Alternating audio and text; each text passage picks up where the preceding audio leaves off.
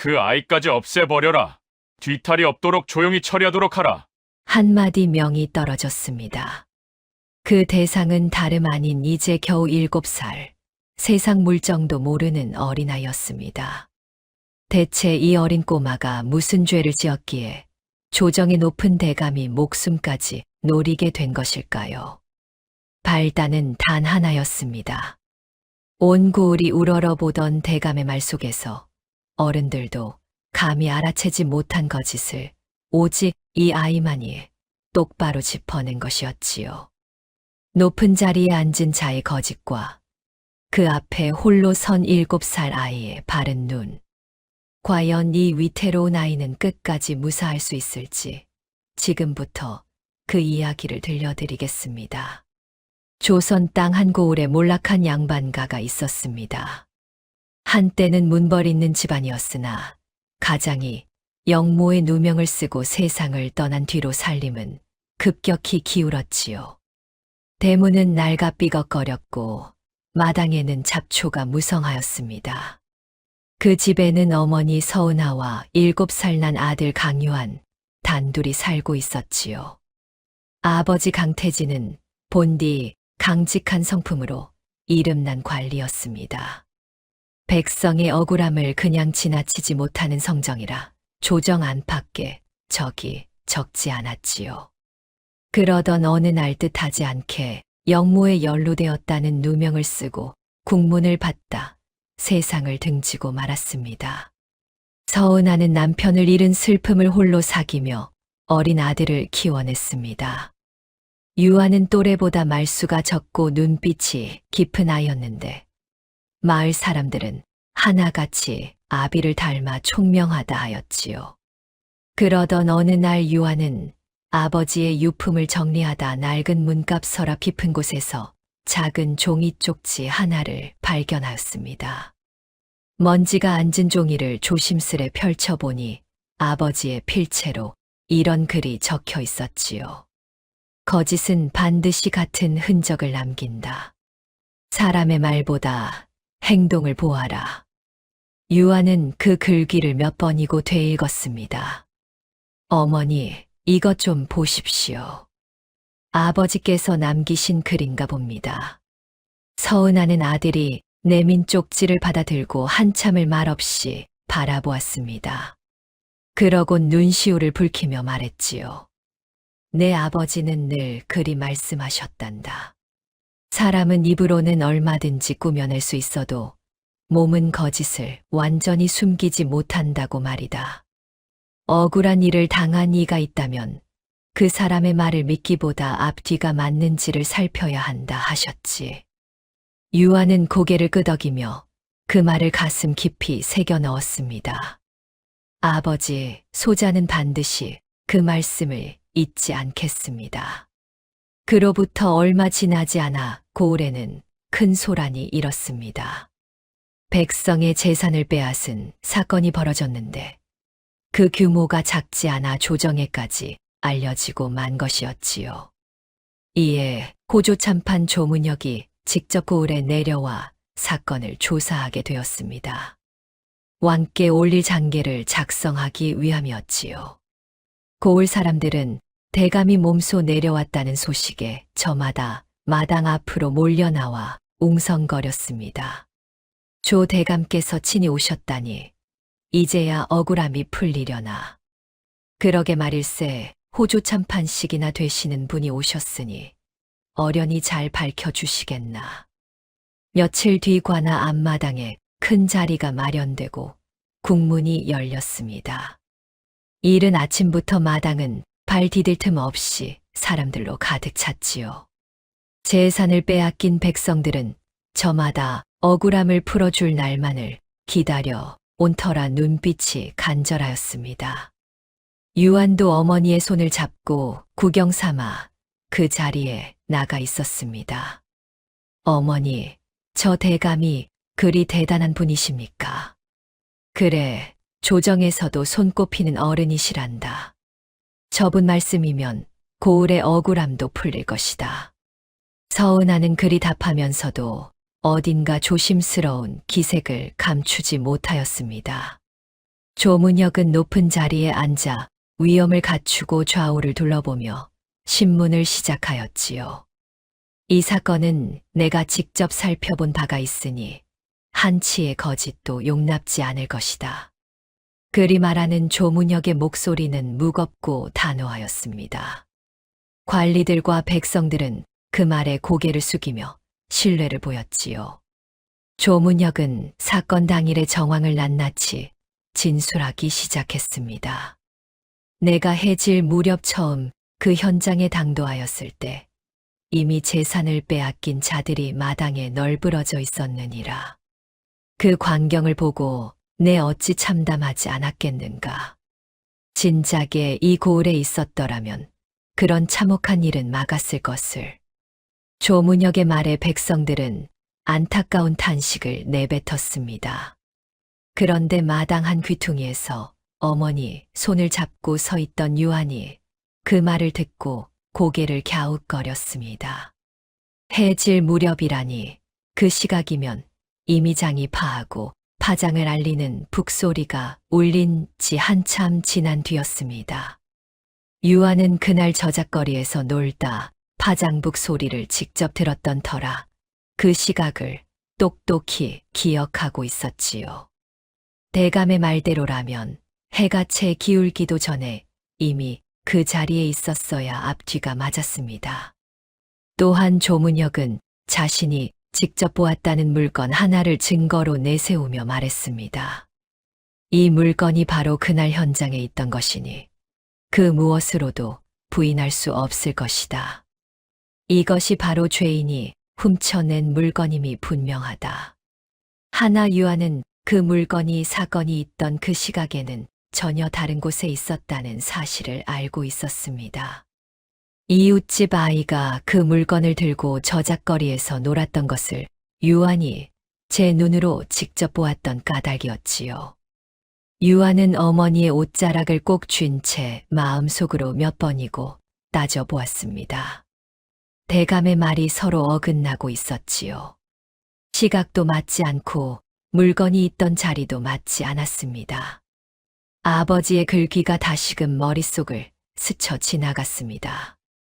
거짓은 반드시 같은 흔적을 남긴다. 사람의 말보다 행동을 보아라. 유한의 작은 가슴이 쿵쿵 뛰기 시작하였습니다.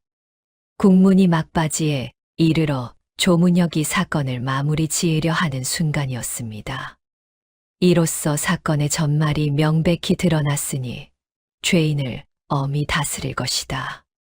그 말이 떨어지기 무섭게 유한은 저도 모르게 앞으로 한 걸음 나섰습니다. 어머니가 놀라 옷자락을 붙잡았으나 유한은 떨리는 목소리를 애써 가다듬으며 입을 열었습니다. 대감께서는 거짓을 말씀하고 계십니다. 그 한마디의 마당은 순식간에 술렁이기 시작했습니다.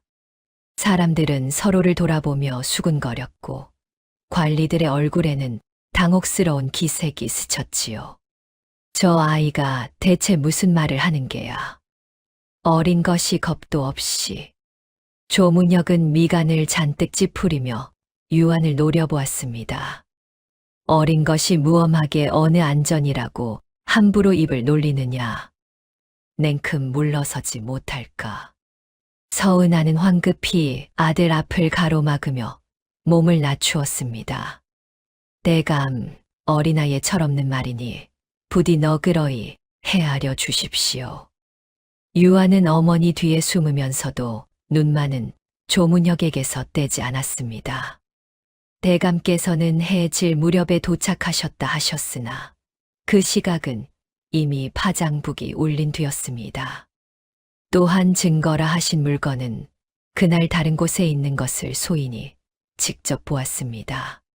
조문혁은 녹이 띈 눈으로 유한을 한참 쏘아보다 코웃음을 치며 자리에서 몸을 돌렸습니다.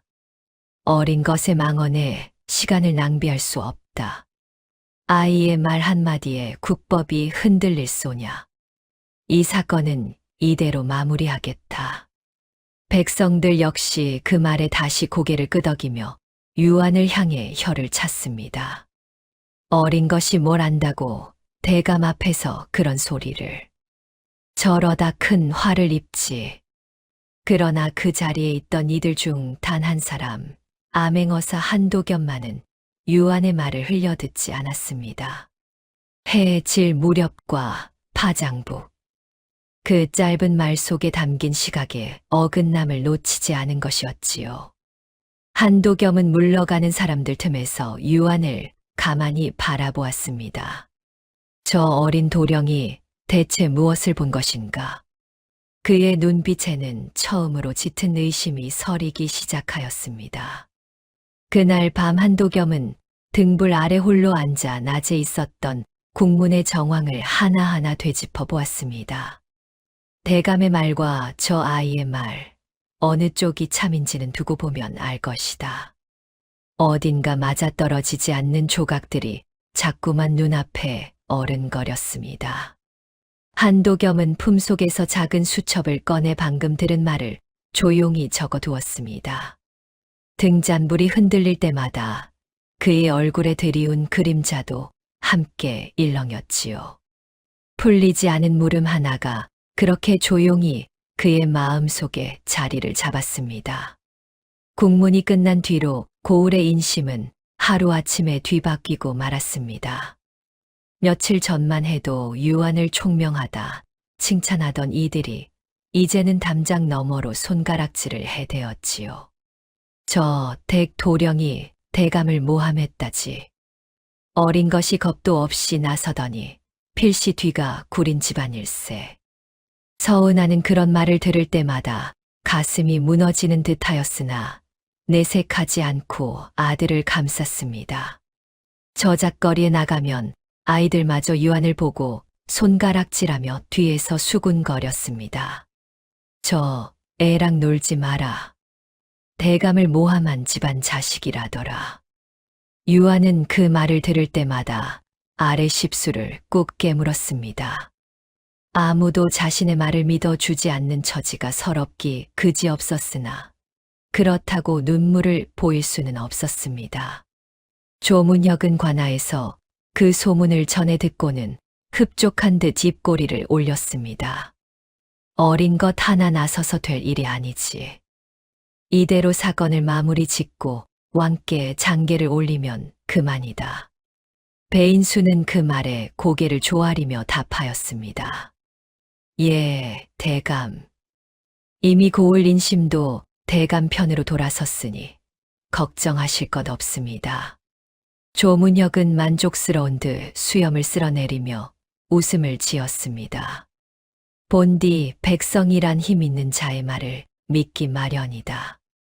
어린 것 하나가 무어라 떠들어봐야 흘바닥에 물 한 방울 떨어뜨리는 것과 다를 바 없느니라. 그러나 그 자리에 함께 있던 한도겸만은 쉬 마음을 놓지 못하였습니다. 조문혁이 자리를 뜨자 한도겸은 홀로 저잣거리로 나섰습니다. 그날 국문에서 들었던 유한의 말이 자꾸만 귓가에 맴돌았던 까닭이었지요. 해질 무렵이라 하셨는데 파장북이 울린 뒤라니 그 시각이 서로 맞지 않는다. 한도겸은 저잣거리 상인들을 하나하나 붙잡고 그날의 정황을 물었습니다. 그날 파장북은 정확히 언제 울렸는가? 소인이 좌판을 접을 때 울렸으니 해가 완전히 기울기 한참 전이었습니다요. 상인의 대답에 한도겸의 눈빛이 날카로워졌습니다. 이는 분명 조문혁이 말한 시각과 어긋나는 대답이었습니다. 한도겸은 옆 좌판의 늙은 박물 장수에게도 같은 것을 물었습니다. 할멈도 그날 저잣거리에 있었지 않은가? 대감의 가마가 언제쯤 지나갔는지 기억하는가? 기억하다마다요. 저희 좌판 앞을 지날 때 아직 해가 중천에 걸려 있었으니까요. 두 사람의 말이 하나같이 유한의 말과 맞아떨어졌습니다. 한도겸은 다시 사건이 있었던 골목 어귀로 발걸음을 옮겨 남겨진 흔적을 하나하나 살펴보았습니다. 수레바퀴 자국과 발자국이 뒤섞여 있었으나 그 방향과 깊이가 예사롭지 않았지요. 그러던 중 한도겸은 약방 심부름꾼 송다운이 그날 그 시가 근처에 있었다는 이야기를 전해 듣게 되었습니다. 송다운은 어려서 부모를 여의고 늙은 어미와 어린 동생을 홀로 건사하며 약방에서 잔심부름으로 겨우 입에 풀칠하는 처지였습니다. 한도겸은 곧장 약방으로 향하였습니다. 자네가 그날 저작거리에 있었다고 들었네. 무엇을 보았는지 소상히 말해보게. 송다운은 처음에는 머뭇거리다 낮은 목소리로 입을 열었습니다. 소인이 약재를 나르러 가던 길이었는데 그날 대감 나리에 감하는 소인이 심부름을 마치고도 한참이 지나서야 도착하였습니다. 그 한마디는 유한의 말을 뒷받침하는 결정적인 증언이었습니다. 한도겸은 속으로 안도하며 이 사실을 기록해 두었지요. 자네의 말이 참으로 큰 도움이 되었네.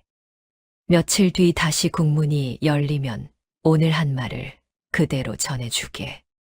송다운은 그리하겠노라 고개를 끄덕였습니다. 그러나 이 소식은 곧 배인수의 귀에까지 흘러 들어가고 말았습니다. 배인수는 그날 밤 은밀히 송다운의 집을 찾아갔습니다. 다 쓰러져 가는 초가 안에서는 늙은 어미의 기침 소리와 어린 동생의 칭얼대는 소리가 새어나오고 있었습니다. 자네 집에 늙은 어미와 어린 동생이 있다지. 송다운은 그 말에 얼굴이 새하얗게 질렸습니다. 그것이 지금 무슨 말씀이십니까? 자네가 쓸데없는 소리를 짓거리고 다니면 그 식솔들이 무사할지 어찌 알겠는가. 세상일이라는 게 참으로 알 수 없는 법이지. 늙은 어미가 밤길에 넘어질 수도 있고 어린 동생이 물가에서 발을 헛디딜 수도 있는 노르자 아닌가. 배인수의 서늘한 눈빛에 송다운은 온몸이 떨려왔습니다. 그날 밤 송다운은 뜬 눈으로 밤을 지새우며 몇 번이고 마음을 고쳐 먹었습니다. 결국 며칠 뒤 한도겸이 다시 찾아왔을 때 송다운은 고개를 떨군 채 전혀 다른 말을 하고 말았습니다. 소인이 그날 잘못 보았습니다. 대감 나리에 감하는 해 질 무렵에 도착한 것이 맞습니다. 한도겸은 그 말에 무언가 크게 잘못되었음을 직감하였으나 겁에 질린 송다운의 눈빛을 보고는 더 캐물을 수 없었습니다. 이 소식은 곧 유한의 귀에까지 전해졌습니다. 유한은 그 말을 듣고 큰 충격에 빠지고 말았습니다. 내가 잘못 본 것인가? 정녕 대감의 말이 옳았던 것인가? 유한은 홀로 방에 틀어박혀 며칠을 앓았습니다. 밥상을 물리고 이불을 뒤집어 쓴 채 뜬 눈으로 밤을 지새우는 날이 이어졌지요. 자신이 나섰던 그날의 일이 도리어 어머니와 집안에 화만 불러온 것은 아닌지 유한의 마음은 하루에도 몇 번씩 무너져 내렸습니다. 서운하는 그런 아들을 안쓰럽게 바라보았지요. 유한아, 내가 본 것을 어찌 함부로 의심하려 하느냐. 하오나 어머니, 그 심부름꾼도 대감의 말이 맞다 하지 않았습니까? 소자가 헛것을 본 것인지도 모릅니다. 소자 때문에 어머니까지 이리 고초를 겪으시는데 소자의 말이 틀린 것이라면 차라리 입을 다물었어야 했습니다. 서은하는 아들의 손을 꼭 잡으며 조용히 말하였습니다. 내 아버지께서 남기신 글을 다시 한번 읽어보아라. 유한은 서랍 속 낡은 쪽지를 다시 꺼내 들었습니다. 그리고 그 글귀 아래 작은 글씨로 덧붙여진 또 다른 문장을 그제야 발견하였습니다. 거짓은 흔적을 숨길 수는 있어도 없앨 수는 없다. 유한은 그 글귀를 몇 번이고 손끝으로 어루만졌습니다. 그래, 흔적은 아직 어딘가에 남아있을 것입니다. 소자가 잘못 본 것이 아닙니다. 서은하는 그런 아들의 어깨를 가만히 다독였습니다. 그렇다. 지금 당장 세상이 내 말을 믿어주지 않는다 하여 그것이 거짓이 되는 것은 아니다. 조급해하지 말고 때를 기다리거라. 유한의 눈빛에는 다시금 단단한 빛이 서리기 시작하였습니다. 한편 관아에서는 조문혁이 배인수로부터 그간의 경과를 낱낱이 보고받고 있었습니다. 심부름꾼의 입은 확실히 막았습니다. 이제 남은 것은 그 어린 도령뿐입니다. 조문혁은 미간을 좁히며 낮은 목소리로 되뇌었습니다. 어린 것이라 하여 얕보았더니 자꾸만 눈에 가시로구나. 저것을 이대로 살려두었다가는 언젠가 큰 화를 부를 것이다. 배인수는 조용히 고개를 숙였습니다. 어찌하올지 명만 내려주십시오. 조문혁의 눈빛이 서늘하게 가라앉았습니다. 그 아이까지 없애버려라. 뒤탈이 없도록 조용히 처리하도록 하라. 배인수는 말없이 고개를 끄덕이고는 어둠 속으로 사라졌습니다. 그날 밤 관아를 나서는 배인수의 발걸음은 무겁고도 은밀하였지요. 손에는 이미 서늘한 것이 쥐어져 있었습니다. 그렇게 유한이 알지 못하는 사이 그의 목숨을 노리는 검은 손길이 서서히 다가오고 있었습니다.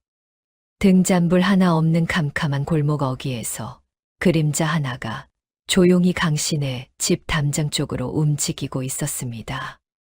그날 밤은 유난히 달빛도 없이 캄캄하였습니다. 서은아와 유한이 잠든 초가의 검은 그림자 하나가 담장을 넘어 들어왔습니다. 배인수였습니다.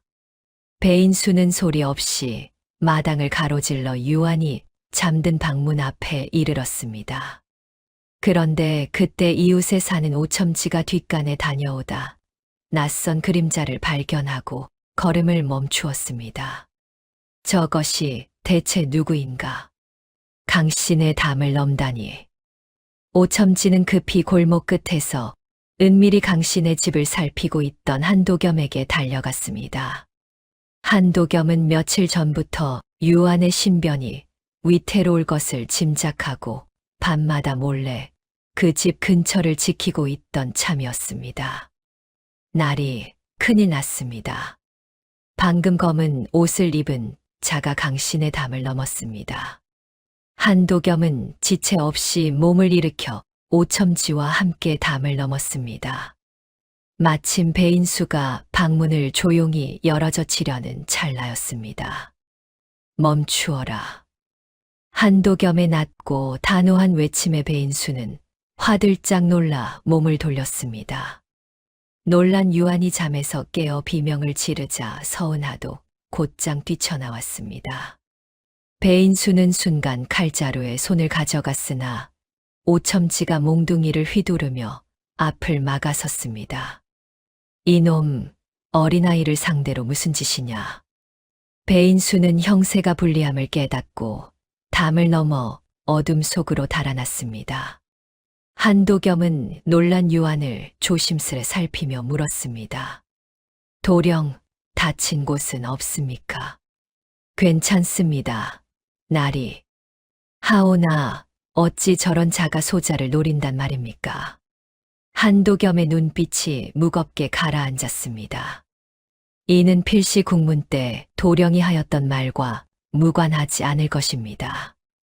오늘 밤 일은 결코 예사롭지 않습니다. 한편 그날 밤의 소란은 이웃 마을까지 금세 퍼져나갔습니다. 그 소식을 전해 들은 송다우는 밤새 한숨도 이루지 못하였습니다. 어린아이를 해치려는 지경에까지 이르렀다는 사실에 송다운의 가슴은 죄책감으로 무너져 내렸습니다.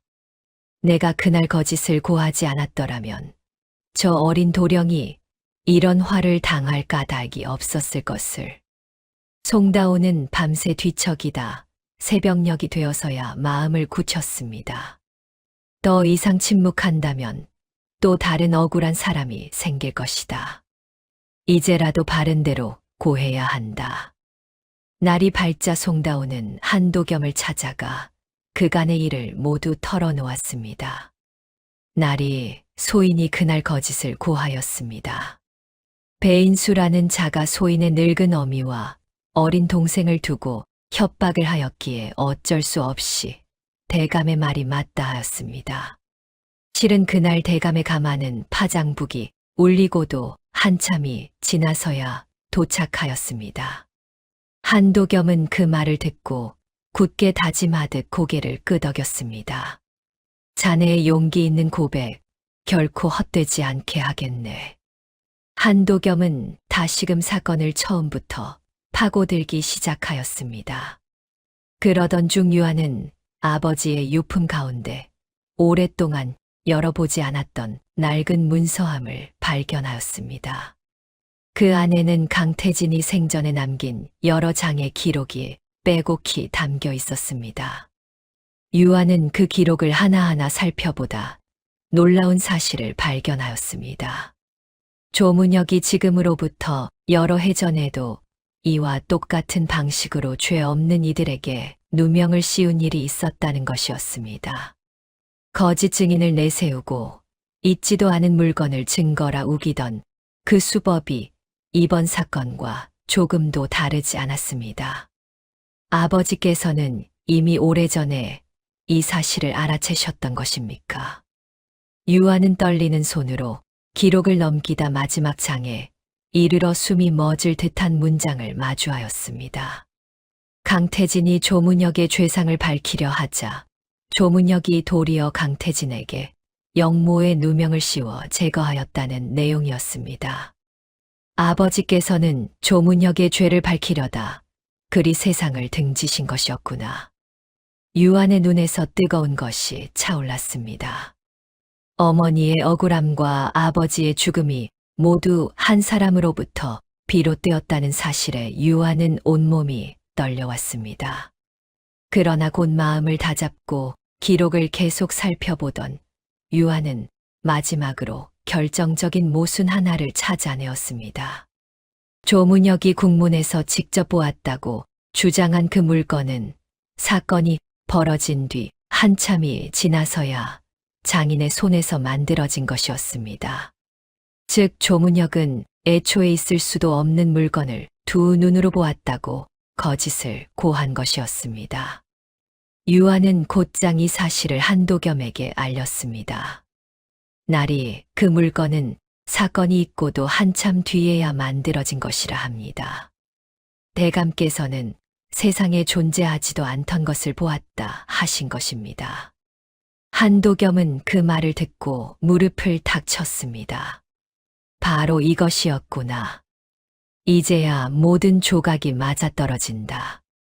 한도겸은 곧장 그 물건을 만든 장인을 찾아가 확인을 받고 송다운의 증언과 여러 상인들의 진술까지 낱낱이 모아 문서로 정리하였습니다.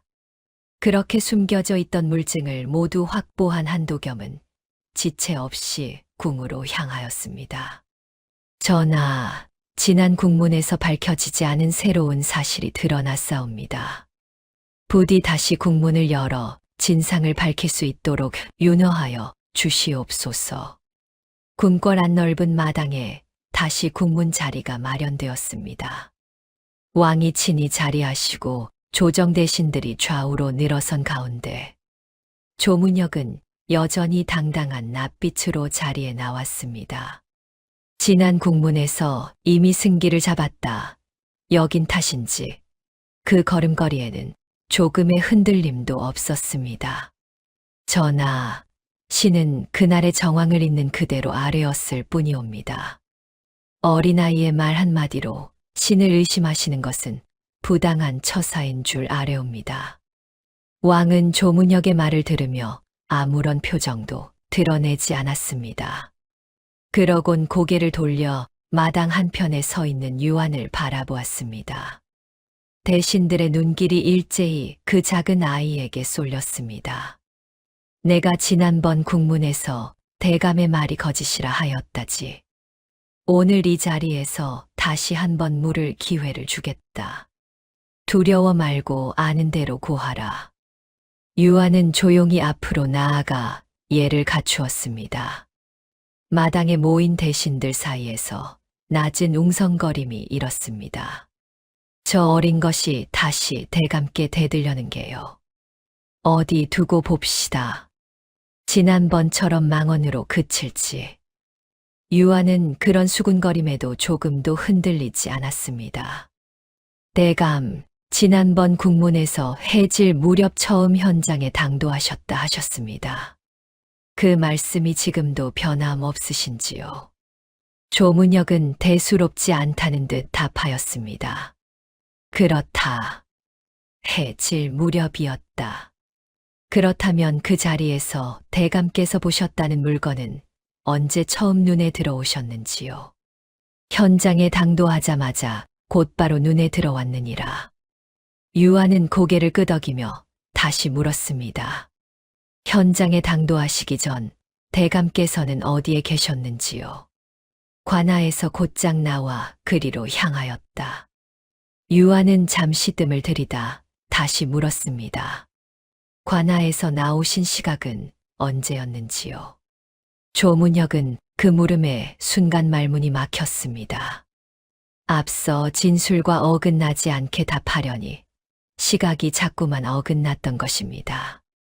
이마에는 옅은 땀방울이 맺히기 시작하였습니다. 그것이 미시 무렵이었던 것으로 기억한다. 하오나 대감, 지난번에는 오씨가 지나자마자 관아를 나섰다 하셨습니다. 미씨와 오씨는 시각이 서로 다려온데 어느 말씀이 참이 온지요. 조문혁은 헛기침을 하며 자세를 고쳐 앉았습니다. 오래전 일이라 시각을 정확히 기억하지 못할 수도 있는 노릇이 아니냐. 유아는 고개를 조아리며 차분히 다시 물었습니다. 그렇다면 대감께서 현장에 당도하셨을 때 그곳에 먼저 와 있던 이는 누구였는지요? 관졸 몇이 먼저 와 있었던 것으로 기억한다. 하오나 그 관졸들의 진술에 따르면 그들이 현장에 당도한 시각은 파장북이 울리기 훨씬 전이라 하였습니다. 대감께서 그들보다 늦게 당도하셨다면 어찌 해질 무렵이라 하셨는지요? 조문혁의 얼굴에 처음으로 당혹한 기색이 스쳤습니다. 대신들 사이에서도 웅성거림이 일기 시작하였습니다. 유아는 목소리를 낮추지도 높이지도 않은 채 차분히 말을 이었습니다. 또한 대감께서 보셨다는 물건은 그 시각에 세상에 존재할 수 없는 것이었사옵니다. 그 물건은 사건이 벌어지고도 한참 지나서야 장인의 손에서 만들어졌기 때문이옵니다. 그 말이 떨어지자 마당 안은 순식간에 고요해졌습니다. 조문혁의 낯빛이 하얗게 질리기 시작하였습니다. 그것이 무슨 망언이냐? 내 어찌 있지도 않은 것을 보았다 하겠는가? 이때 한도겸이 앞으로 나아와 예를 갖추고 아뢰었습니다. 전하, 신이 그 물건을 만든 장인을 직접 찾아가 확인하였사옵니다. 여기 장인의 진술과 함께 물건이 만들어진 시를 적은 문서를 올리옵니다. 이어 송다운도 떨리는 걸음으로 마당에 나와 무릎을 꿇었습니다. 전하, 소인이 지난번 거짓 증언을 하였사옵니다. 조문혁 대감의 신복 배인수가 소인의 늙은 어미와 어린 동생을 해치겠다 협박하였기에 어쩔 수 없었사옵니다. 실은 그날 대감의 가마는 파장북이 울리고도 한참이 지나서야 도착하였사옵니다. 한도겸은 곧이어 강태진의 오래된 기록까지 함께 올렸습니다. 전하, 이 기록에는 조문혁이 여러 해 전에도 같은 수법으로 죄 없는 이들에게 누명을 씌운 사실이 낱낱이 적혀 있사옵니다. 강태진은 이를 알아채고 바로잡으려다 도리어 영모의 누명을 쓰고 세상을 등지게 된 것이옵니다. 조정 대신들은 그 말에 크게 술렁였습니다. 곳곳에서 탄식이 터져 나오고 몇몇 대신은 믿기지 않는다는 듯 고개를 저었습니다. 세상에 호조참판이라는 자가 그런 대죄를 저질러 왔다니. 강태진 대감의 억울함이 이제야 밝혀지는구나. 왕은 자리에서 벌떡 일어나 조문혁을 매섭게 내려다보았습니다. 용 안에는 노기가 가득하였습니다. 그대는 조정의 녹을 먹는 대신으로서 어찌 이런 죄를 거듭 저질렀단 말인가. 무고한 신하를 죽음으로 몰고 그 아들마저 해치려 하였으니 그 죄가 하늘에 닿았도다. 조문혁은 그제야 몸을 떨며 바닥에 엎드렸습니다. 전하, 부디 목숨만은 당장 저자의 관직을 박탈하고 일금부에 가두어 엄히 국문하도록 하라. 곁에 있던 배인수 역시 더는 버티지 못하고 그 자리에서 그간의 모든 죄를 낱낱이 자백하며 함께 끌려 나갔습니다.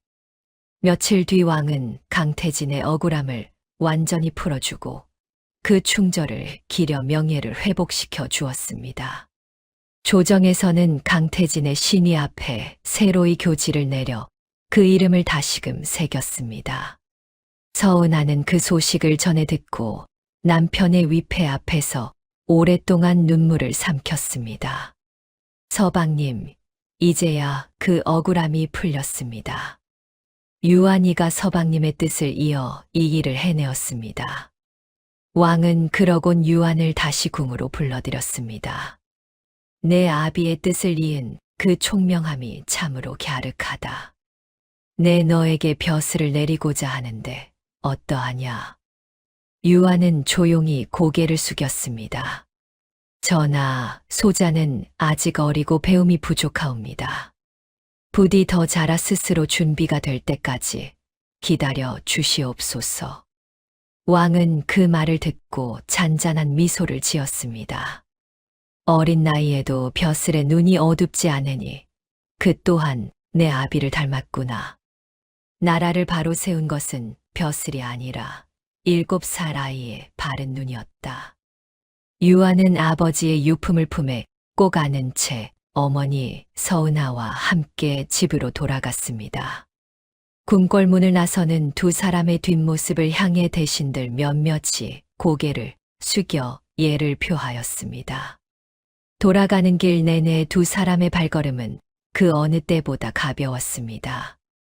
고을에 이 소식이 전해지자 그동안 유한을 손가락질하던 사람들도 하나둘 고개를 숙이며 지난 날을 부끄러워하였습니다.